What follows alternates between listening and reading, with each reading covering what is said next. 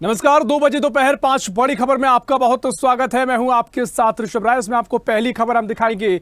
जहां पहली खबर होगी पीएम मोदी की मन की बात कार्यक्रम को लेकर। दूसरी खबर आपको T20 वर्ल्ड कप से जुड़ी हुई दिखाएंगे, जहां भारत के विश्व विजेता बनने की लगातार जश्न का माहौल देखने को मिल रहा है। और तीसरी खबर पंडित प्रदीप मिश्रा से जुड़ी है। चौथी खबर आपको आर्मी चीफ से जुड़ी दिखाएंगे, जहां उपेंद्र द्विवेदी ने 30वें जनरल आर्मी चीफ का चार्ज संभाला है। और पांचवी और आखिरी खबर आपको मानसून से जुड़ी हुई दिखाएंगे। तो 5 बड़ी खबरें। दोपहर 2 बजे की पहली खबर, जहां पीएम मोदी ने मन की बात की है। दूसरी खबर, भारत विश्व विजेता बन चुका है, T20 में भारत का झंडा फहरा रहा है। और साथ ही तीसरी खबर आपको दिखाएंगे, जहां पंडित प्रदीप मिश्रा ने लगातार हुए घमासान के बाद, बयानबाजी के बाद अब माफी मांगी है। और चौथी खबर आपको दिखाएंगे, उपेंद्र द्विवेदी को कमान दी गई है। और पांचवी खबर, जहां 9 राज्यों में भारी बारिश का अलर्ट जारी हुआ है। और अब विस्तार से खबरों की ओर रुख करेंगे। पहली खबर आपको दिखाएंगे, जहां प्रधानमंत्री नरेंद्र मोदी का रेडियो कार्यक्रम मन की बात रविवार 30 जून यानी कि आज फिर से शुरू हो गया है। और इस दौरान पीएम मोदी ने कई मुद्दों पर बातचीत की है। मन की बात में 111वें संस्करण में प्रधानमंत्री ने कहा कि आज वो दिन आ गया है जिसका हम सभी फरवरी से इंतजार कर रहे थे। मैं मन की बात के माध्यम से एक बार फिर आपके बीच, अपने परिवारजनों के बीच आया हूं। और एक बड़ी प्यारी सी उक्ति है, इति विदा पुनर्मिलनाय। इसका अर्थ भी उतना ही प्यारा है, मैं विदा लेता हूं फिर मिलने के लिए। और इसी भाव से मैंने फरवरी में आपसे कहा था कि चुनाव नतीजों के बाद फिर मिलूंगा। और आज मन की बात के साथ मैं आपके बीच फिर हाजिर हूं। प्रधानमंत्री ने कहा कि मन की बात रेडियो प्रोग्राम भले ही कुछ महीने बंद रहा हो, लेकिन मन की बात का जो आत्मा है, देश में, समाज में हर दिन अच्छे काम, निस्वार्थ भावना से किए गए काम, समाज पर सकारात्मक असर डालने वाले काम निरंतर चलते रहे। चुनाव की खबरों के बीच निश्चित रूप से मन को छू जाने वाली ऐसी खबरों पर आपका ध्यान गया होगा। और साथ ही इस मौके पर पीएम मोदी ने मां के नाम पर पेड़ लगाने को कहा। और साथ ही पेरिस ओलंपिक के लिए खिलाड़ियों को बधाई भी दी है। तो प्रधानमंत्री नरेंद्र मोदी ने एक बार फिर अपने मन की बात कार्यक्रम को संबोधित किया। और साथ ही मां के नाम पर जरूर पेड़ लगाएं, ये सभी से अपील भी की है। और पेरिस ओलंपिक के लिए खिलाड़ियों को बधाई भी प्रधानमंत्री मोदी ने दी है। 4 महीने का समय हो चुका है पीएम मोदी की मन की बात को। और उसके बाद अब कार्यक्रम के 111वें एपिसोड का शुरुआत हुई है। और मां के नाम पर जरूर पेड़ लगाएं बातें कही हैं। और नई सरकार बनने के बाद पहला मन की बात कार्यक्रम पीएम मोदी का है। तो तीसरी बार प्रधानमंत्री बनने के बाद नरेंद्र मोदी का ये मन की बात कार्यक्रम 111वां संस्करण है। और इससे पहले लगातार वो मन की बात करते रहे हैं, लोगों से बातचीत करते रहे हैं। और एक बार फिर अब पीएम मोदी मन की बात कार्यक्रम में बोले और जनता से जुड़ाव महसूस किया। और इसी खबर पर और भी जानकारी लेंगे। दिल्ली से हमारे सहयोगी इरफान खान हमारे साथ लाइव जुड़ गए हैं। इरफान, पीएम मोदी का एक बार फिर मन की बात कार्यक्रम का आयोजन हुआ है, 111वां संस्करण ही रहा है। और जिस तरीके से इससे पहले के तमाम संस्करण रहे, पीएम मोदी ने कहा था कि चुनाव के बाद जब परिणाम आएंगे मैं एक बार फिर आपके साथ मन की बात करूंगा। और प्रधानमंत्री बनने के बाद पहला ये मन की बात कार्यक्रम है। तमाम बातें कही हैं, मां के नाम पर पेड़ लगाने की बात उन्होंने कही है। और एक भावनात्मक रूप से जुड़ाव की बात भी जनता से करते नजर आए। क्या कुछ पीएम मोदी ने खास बातें इस मन की बात कार्यक्रम में कही हैं?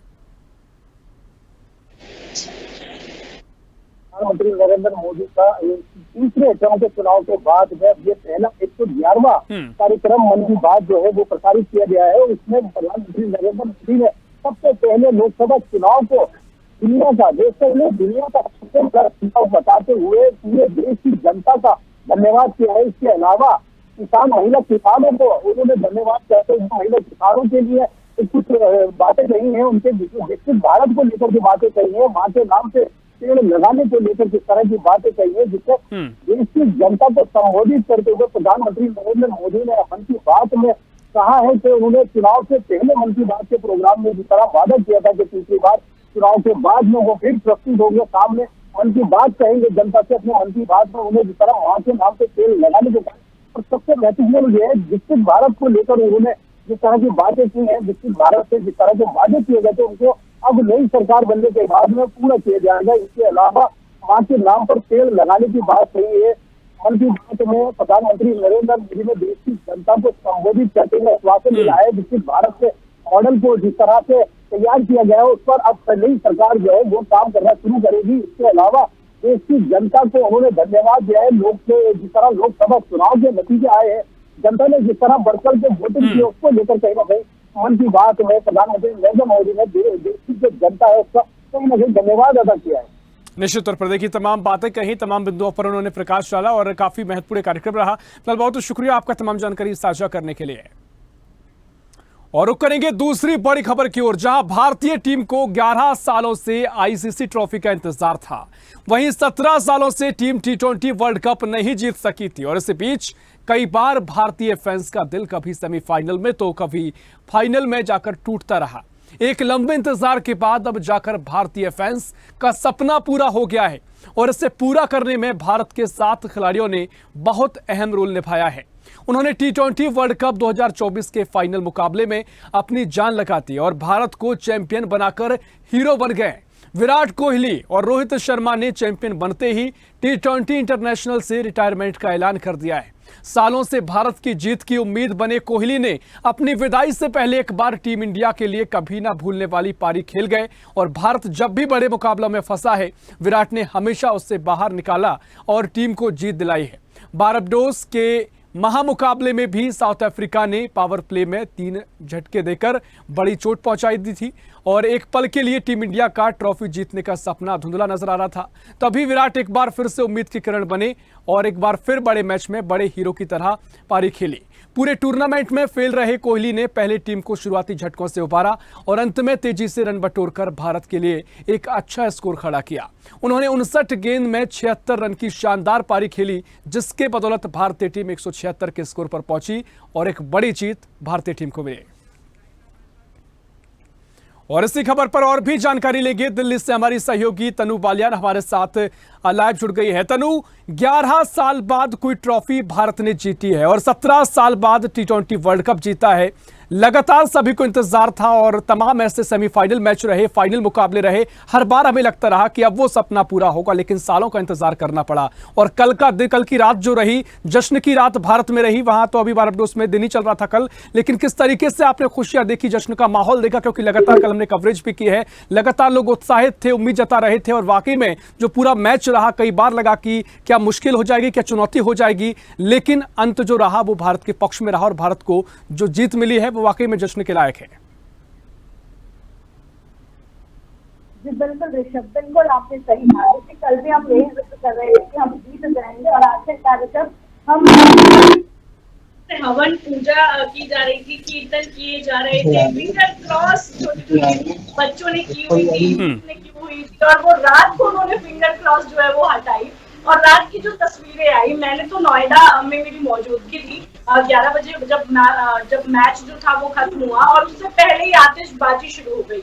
मतलब घरों से लेकर सड़कों तक और चाहे हवाई अड्डों की बात की जाए, हर जगह जश्न का माहौल था, आतिशबाजी हुई और इंडिया गेट से तो एक ऐसी तस्वीर सामने आई जहाँ पर इतने सारे लोग पहुंचे और उन्होंने वहां पर पटाखे जलाए और खूब आतिशबाजी करी, टी शर्ट पहनी हुई थी और बहुत सारी सेल्फीज जो है वो उन्होंने ली। और साथ ही सोशल मीडिया पर भी अगर देखें तो रात से लेके अभी तक वो जो जश्न है खत्म होने का नाम ही नहीं ले रहा है, चाहे एक्स हो, चाहे व्हाट्सएप हो, चाहे इंस्टाग्राम हो, पूरे देश भर में जो है वो जश्न का माहौल है। हालांकि ऐसा भी लग रहा था बीच में कि फंस जाएगा मैच, हम हार भी सकते हैं, लेकिन विराट और जिस तरीके से रोहित ने जो शानदार प्रदर्शन किया, पूरी टीम ने इवन जो प्रदर्शन किया वो काबिलियत तारीफ है। और जिस तरीके से हमने कल भी कहा था ऋषभ कि जो इनाम है वो बहुत बड़ा है, लेकिन उससे बड़ा जो है वो मान है और वो मान जो है हमारी इंडिया की टीम ने रख लिया और साउथ अफ्रीका को जिस तरीके से हराया वो अपने आप में बहुत बड़ी बात है और ट्रॉफी अपने नाम कर ली। और आज जिस तरीके से अभी तक भी जश्न खत्म नहीं हो रहा है, लगातार मिठाई बट रही है, ढोल लगा रहे, तो रात से ही बज रहे थे, कई घंटों तक ये जश्न जो है मनाया गया और ये वाकई एक ऐतिहासिक पल जो है वो भारतीय टीम ने दिया, जिसके लिए बहुत हमें उनका शुक्रिया अदा करना चाहिए, क्योंकि इतनी मेहनत उनकी रही और इतनी अच्छी स्ट्रैटेजी रही, जिसके बाद जो है इतनी बड़ी जीत, गर्व से हमारा सर जो है वो ऊंचा हो गया। और हम वो कहते हैं ना कि हम इंडिया वाले कहते हैं हमको प्यार से इंडिया वाले, तो अब एक बार फिर से सबने जो है गर्व महसूस किया। निश्चित तौर पर देखिए कि वाकई में वो खुशी आपके चेहरे पर भी नजर आ रही है और वाकई में खुशी की वजह भी है जिस तरीके से प्रदर्शन रहा और जिस तरीके से आपने जिक्र किया कि कई ऐसे पड़ाव आए, उसके बाद आखिर में जीत मिली और प्रधानमंत्री मोदी ने सभी को बधाई दी है। फिलहाल बहुत शुक्रिया आपका तमाम जानकारी साझा करने के लिए। तो अब टीम इंडिया ने एक बार फिर इतिहास रच दिया है और T20 वर्ल्ड कप को जीत लिया है। रुक करेंगे अगली बड़ी खबर की ओर, जहां कथावाचक प्रदीप मिश्रा ने बरसाना मंदिर पहुंचकर राधा रानी के जन्म और विवाह से जुड़े अपने बयान पर माफी मांगी है और इस दौरान मंदिर में उनके साथ बदसलूकी की गई, धक्का मुक्की करते हुए उनके अंग वस्त्र खींचे गए और नाक रगड़ने के लिए मजबूर किया गया। लोग चिल्ला रहे थे कि नाक रगड़कर माफी मांगो, जिसके बाद उन्होंने नाक रगड़कर माफी मांगी। वहीं व्रजवासियों ने कहा कि राधा कृष्ण के बारे में जो भी गलत बोलेगा उसके साथ ऐसा ही होगा। राधा रानी के खिलाफ ऐसी भाषा बर्दाश्त नहीं की जाएगी। तो राधा रानी पर दिए गए बयान के बाद लगातार प्रदीप मिश्रा सुर्खियों में थे, चर्चाओं में थे, बयानबाजी का दौर चल रहा था और साथ ही प्रेमानंद जी महाराज और पंडित प्रदीप मिश्रा के बीच में जुबानी जंग भी देखने को मिली थी। और पंडित प्रदीप मिश्रा ने पहले कहा था कि मैं राधा रानी के पास जाऊंगा और अपनी नाक रगड़कर अगर मैंने गलती की तो माफी मांगूंगा। और उन्होंने यहां पर पहुंचे और लोगों ने यहां पर नारे भी लगाए, जिसके बाद पंडित प्रदीप मिश्रा ने यहां पर नाक रगड़ी और राधा रानी से माफी मांगी। और इसी खबर पर और भी जानकारी लेंगे। मथुरा से हमारे सहयोगी खन्ना सैनी हमारे साथ जुड़ गए हैं। खन्ना, देखिए, पंडित प्रदीप मिश्रा बड़े प्रमुख और काफी विख्यात कथावाचक हैं और पंडित प्रेमानंद महाराज के बीच में भी लगातार हमने जुबानी जंग देखी थी। जिस तरीके से राधा रानी को लेकर जो बातें प्रदीप मिश्रा ने कही थी, सोशल मीडिया पर एक वॉर शुरू हुआ था। अब वो यहां पर पहुंचे बरसाना, क्या कुछ तस्वीरें निकलकर सामने आई है? कल भी काफी इनकी चर्चा रही, क्या कुछ तस्वीर रही? क्योंकि लोगों ने नारे लगाए, उसके बाद मजबूर किया उनको यहां पर नाक रगड़ने के लिए। क्या कुछ तस्वीर थी, उसको विस्तार से बताइए खन्ना। मैं आपको बता दूं, जिस से काफी दिनों से ब्रजभाई प्रदीप मिश्रा को लेकर जो विरोध चल रहा था, क्योंकि प्रदीप मिश्रा ने राधा रानी को लेकर कोई टिप्पणी की थी। टिप्पणी को लेकर लगातार यहाँ के साधु संत और यहाँ के सनातनी लोग थे, वो लगातार उनका विरोध कर रहे थे और उनको मजबूर कर दिया था कि उनको लगातार पंचायत में हुई थी और कहा था कि जब तक प्रदीप मिश्रा यहाँ पर माफी नहीं मांगेंगे और रानी से माफी नहीं मांगेंगे तो उनको माफी नहीं किया जाएगा। तो लेकर कई प्रकार के उनके कठोर और निर्णय लिए जा रहे थे, लेकिन उनको मजबूर किया था। तो प्रदीप मिश्रा अचानक मथुरा के बरसाना पहुंचे। बरसाना में आकर उनके खिलाफ कुछ लोग जो सनातनी लोग थे, उन्होंने यहाँ नारेबाजी भी की और धक्का मुक्की भी उनके साथ हुई थी। लेकिन उसके बाद उन्होंने जब राधा रानी के चरण स्पर्श किए थे और दंडवत किया था, उसके बाद नाक रगड़ने को लेकर मजबूर किया था। नाक रगड़कर उन्होंने माफी मांगी। उन्होंने सभी प्रवासियों से भी कहा था कि अगर मैंने जो बोला है, मेरे बोल से किसी के दिल को ठेस पहुंची है तो उसको लेकर माफी मांगता हूँ। साथ ही उन्होंने नाक रगड़कर राधा रानी के साथ भी और राधा रानी से माफी मांगी। बिल्कुल, देखिए खन्ना, क्योंकि तमाम तरीके की खबरें निकलकर सामने आई हैं कि जो आसपास उनके जो श्रद्धालु या जो भीड़ मौजूद थी, पंडित प्रदीप मिश्रा पर भीड़ के जरिए दबाव बनाया गया, उनसे जबरदस्ती उनको मजबूर किया गया। क्या जो पंडित प्रदीप मिश्रा ने माफी मांगी, क्या वो दबाव में आकर उन्होंने ऐसा कहा है या फिर वो सहज तरीके से स्वीकार करे हैं और माफी मांगते नजर आए? इससे मैं आपको बता दूं, हालांकि प्रदीप मिश्रा जो बरसाने पहुंचे थे वो तो माफी मांगने के लिए ही बरसाने पहुंचे थे, लेकिन उन्होंने दंडवत किया था। तो वहाँ जो ब्रजवासी साधु संत उन्होंने कहा कि नाक रगड़कर अगर माफी मांगेंगे तो ये लोग जाके हम लोग जो माफ करेंगे, और उसको लेकर उनको नाक रगड़ने के लिए मजबूर किया था। उन्होंने माफी को दंडवत दिया था, दंडवत देकर उन्होंने माफी मांगी थी। साथ ही जो ब्रजवासियों से बात की तो उन्होंने बताया कि अब वो लोग जो राधा रानी के खिलाफ जो टिप्पणी ऐसे करेगा उसके साथ ऐसा ही किया जाएगा। और उसके बाद अगर उन्होंने नाक रगड़कर उन्होंने माफी मांगी, उसके बावजूद भी उनके साथ धक्का मुक्की भी हुई थी। और आपको बता दूं, नारेबाजी भी कुछ लोग थे जिन्होंने नारेबाजी की थी। सुरक्षा को लेकर अगर बात करें तो प्रदीप मिश्रा के साथ जब वो बरसाना पहुंचे थे काफी संख्या में पुलिस फोर्स उनके साथ मौजूद था, जिससे कि उनके साथ कोई बदतमीजी ना हो, इसको लेकर काफी संख्या में पुलिस फोर्स उनके साथ मौजूद रहा। निश्चित तौर पर देखिए, बड़ी काफी समय से लगातार विवाद भी चला रहा था। हालांकि अब उम्मीद की जाएगी कि ये विवाद यहीं खत्म होगा और हालांकि उन्होंने माफी मांगी है। तमाम उनके जो समर्थक हैं उनमें भी आक्रोश तो देखने को मिला है, क्योंकि जिस तरीके से नारे लगे हैं। फिलहाल बहुत शुक्रिया आपका तमाम जानकारी साझा करने के लिए। और रुक करेंगे अगली खबर की ओर, जहां जनरल उपेंद्र द्विवेदी ने रविवार 30 जून को नए आर्मी चीफ का चार्ज संभाला है। जनरल द्विवेदी 30वें सेना प्रमुख हैं। वे इसी साल 19 फरवरी को vice chief of army staff बने थे। आर्मी चीफ बनने पर द्विवेदी लेफ्टिनेंट जनरल से जनरल रैंक पर प्रमोट हुए हैं। भारत सरकार ने 11 जून की रात उन्हें आर्मी चीफ बनाने का ऐलान किया था और इससे पहले वे सेना के vice chief, northern army commander, DG infantry और सेना में कई अन्य कमांड के प्रमुख के रूप में काम कर चुके हैं। जनरल द्विवेदी ने आर्मी चीफ के तौर पर जनरल मनोज पांडे की जगह ली है। जनरल मनोज पांडे आज ही रिटायर हुए हैं और लास्ट वर्किंग डे पर सेना की ओर से उन्हें गार्ड ऑफ ऑनर दिया गया और वे 26 महीने तक आर्मी चीफ रहे। हालांकि अब मनोज पांडे रिटायर हो गए हैं और साथ ही उपेंद्र द्विवेदी अब नए आर्मी चीफ बनाए गए हैं। तो उपेंद्र द्विवेदी नए आर्मी चीफ बनाए गए हैं और मध्य प्रदेश के लिए बड़ी खुशी की बात है, क्योंकि मध्य प्रदेश के रहने वाले हैं उपेंद्र द्विवेदी। मध्य प्रदेश के रीवा से आते हैं और मध्य प्रदेश के रीवा से आने के चलते मध्य प्रदेश में भी खुशी मनाई जा रही है और काफी उत्साह का माहौल है, क्योंकि उपेंद्र द्विवेदी अब भारत के सेना के नए आर्मी चीफ होंगे और मनोज पांडे से पहले ये सेवाएं दे रहे थे, वो रिटायर हो गए हैं। 26 महीने तक का कार्यकाल उनका रहा और अब 11 जून को उनको ये घोषणा हुई थी कि अब ये पूरा कार्यभार संभालेंगे और इसके बाद अब बड़ी खुशी की लहर मध्य प्रदेश में भी देखने को मिल रही है। और इसी खबर पर और भी जानकारी लेंगे। रीवा से हमारे सहयोगी धीरेन्द्र तिवारी हमारे साथ फोन लाइन पर जुड़ गए हैं। धीरेन्द्र, उपेंद्र द्विवेदी अब नए आर्मी चीफ हो गए और मध्य प्रदेश के लिए दोगुनी खुशी, क्योंकि मध्य प्रदेश की धरती से वो आते हैं, रीवा से ताल्लुकात रखते हैं। क्या जुड़ाव उनका रीवा से है और कितनी खुशी रीवा मध्य प्रदेश में देखने को मिल रही है? तो निश्चित तौर पर यह रीवा बिंद नहीं, पूरे प्रदेश के लिए गौरव की बात है। और जब इसकी घोषणा हुई थी कि ये नए सेना प्रमुख उपेंद्र द्विवेदी जी को बनाया जाएगा, तो उस समय भी सोशल मीडिया में हर जगह लोगों ने खुशी जाहिर की थी। और अब जब उन्होंने वो शपथ ले रहे हैं, तब भी यहाँ के लोग रोमांचित हैं और काफी खुश हैं। हम आपको बता दें कि रीवा के सैनिक स्कूल से पास आउट हैं और रीवा जिले के मुल्ला गांव के रहने वाले हैं। और रीवा से उनका अच्छा खासा लगाव है, उनके भाई डॉक्टर हैं, पूरा परिवार यहीं पे सेटल है। तो ऐसे में खासकर रीवा जिले के लोग तो बहुत रोमांचित हैं उनकी इस नियुक्ति को लेकर।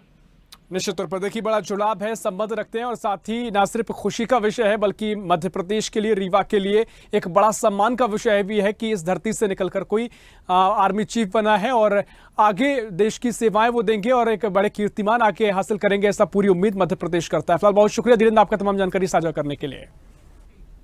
और रुक करेंगे पांचवी और आखिरी बड़ी खबर की ओर, जहां मानसून रविवार को पूरे देश को कवर कर लेगा। शनिवार को मानसून उत्तर प्रदेश के कई जिलों में आगे बढ़ गया है। अब सिर्फ पंजाब, हरियाणा और पश्चिमी राजस्थान के हिस्से बाकी है। मौसम विभाग का अनुमान है कि मानसून के आगे बढ़ने के लिए सकारात्मक परिस्थितियां बनी हुई हैं। आमतौर पर मानसून के पूरे भारत को कवर करने की सामान्य तारीख 8 जुलाई है। हालांकि इस बार इसके एक हफ्ते पहले ही सभी राज्यों में पहुंचने की संभावना है। IMD यानी भारतीय मौसम विभाग ने यूपी, उत्तराखंड और हिमाचल, पंजाब, हरियाणा, दिल्ली, राजस्थान, मध्य प्रदेश और महाराष्ट्र में आज भारी बारिश का अलर्ट जारी किया है। इन राज्यों में 2 जुलाई तक ऑरेंज अलर्ट जारी किया गया है। अरुणाचल प्रदेश में रेड अलर्ट है। मेघालय, अरुणाचल, नागालैंड, मणिपुर, मिजोरम और त्रिपुरा में 30 जून से 3 जुलाई के बीच 64.5 से 204.4 mm बारिश होने की संभावना है।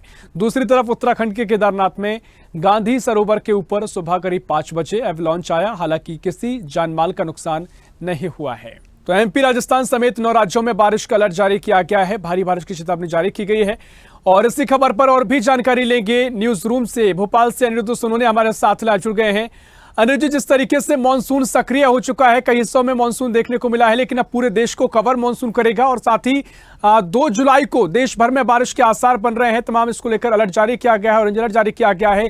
क्या स्थिति भोपाल, मध्य प्रदेश में बनी हुई है और क्या कुछ मौसम विभाग का कहना है? देखिए, मौसम विभाग ने 9 राज्यों में भारी बारिश का अलर्ट जारी किया है, जो अगले 24 घंटे तक जारी रहेगा। और जहां तक बात करें हम इन राज्यों की, तो इनमें उत्तर प्रदेश, मध्य प्रदेश, राजस्थान, हरियाणा, पंजाब, ऐसे 9 राज्य शामिल है। और मध्य प्रदेश की बात करें तो मध्य प्रदेश में भी बारिश का अलर्ट जारी है, जो अगले 24 घंटे जारी रहेगा। लेकिन अभी फिलहाल मध्य प्रदेश के कई हिस्सों में जो बारिश हुई है सुबह से अभी तक, वो हल्की बारिश और मध्यम बारिश हुई है। कहीं से भी तेज बारिश या ज़्यादा बारिश की संभावना या खबरें नहीं मिली है। और देखा जाए तो तेज आंधियों का दौर मध्य प्रदेश में सुबह से ही शुरू है। और जहां तक बात करें मौसम विभाग की, तो मौसम विभाग का यह मानना है कि 8 जुलाई तक पूरे भारत में बारिश आ जाती है। लेकिन अभी पंजाब, हरियाणा और पश्चिम राजस्थान के कुछ हिस्सों को छोड़ के पूरे भारत के ज़्यादातर राज्यों को बारिश ने कवर कर लिया। प्री मानसून की बारिश हो चुकी है। और नॉर्थ ईस्ट की बात करें तो नॉर्थ ईस्ट के जितने भी राज्य हैं, 5 से ज़्यादा राज्य, उनमें 3 जुलाई तक बारिश की संभावना है। और जहां तक मध्य प्रदेश की बात करें तो मध्य प्रदेश में तेज हवाओं का दौर सुबह से ही चल रहा है। हल्की छुटपुट बारिश कई जिलों में हुई है, और लेकिन अभी कहीं से भी भारी बारिश की खबरें नहीं है। निश्चित तौर पर देखिए, उत्तराखंड में लेकर क्या कुछ अलर्ट जारी किया गया है, क्योंकि अमरनाथ यात्रा भी शुरू हो चुकी है, 4 धाम यात्राएं जारी हैं, विशेष व्यवस्थाएं वहां पर हर बार की जाती हैं। वहां को लेकर कोई विशेष अलर्ट जारी किया गया है? देखिए, जहाँ तक बात करें हम देश की राजधानी दिल्ली की और उत्तराखंड की, तो वहाँ पे पिछले 24 घंटे से कई इलाकों में भारी बारिश हुई है। और दिल्ली की बात करें तो एक दिन पहले दिल्ली पूरी तरह से, दिल्ली के कई हिस्से जलमग्न हुए थे। यहाँ तक कि एयरपोर्ट पे भी काफ़ी नुकसान हुआ था। वहाँ एक व्यक्ति की मौत भी हुई थी और कई लोग उस घटना में घायल हुए थे। उत्तराखंड की बात करें तो उत्तराखंड में बारिश का दौर रुक रुक के जारी है, लेकिन कहीं से भी भारी बारिश की अभी खबरें नहीं है। और आगे का जो अलर्ट जारी किया गया है, वो भारी बारिश का अलर्ट जारी किया गया है। हालांकि अमरनाथ यात्रा इस भारी बारिश में भी और मौसम खराब होने के बाद भी जारी है। और अभी तक अमरनाथ यात्रा पे कहीं से भी ज़्यादा बारिश या कहीं से भी कोई दुर्घटना की सूचना नहीं है। निश्चित तौर पर देखिए लगातार मानसून सक्रिय हुआ है और देश भर में वो तस्वीरें भी दिखने लगी हैं। बहुत बहुत शुक्रिया आपका तमाम जानकारी साझा करने के लिए रुचि। तो लगातार देश भर में मानसून सक्रिय हो गया है और 2 जुलाई को पूरे देश भर में इसके कवर करने का अनुमान भी लगाया गया है। मौसम विभाग ने अलर्ट जारी किया गया है और साथ ही आज हमने तमाम खबरें आपको दिखाई। जहां पहली खबर जहां मन की बात प्रधानमंत्री मोदी ने की है, 4 महीने के अंतराल के बाद मन की बात रही और उसके बाद भी तमाम तरीके से और भी खबरें रही और मानसून भी सक्रिय हो चुका है। फिलहाल के लिए 2 बजे दोपहर में इतना ही। देश प्रदेश की और भी खबरों के लिए देखते रहिए स्वदेश न्यूज, सबसे पहले देश।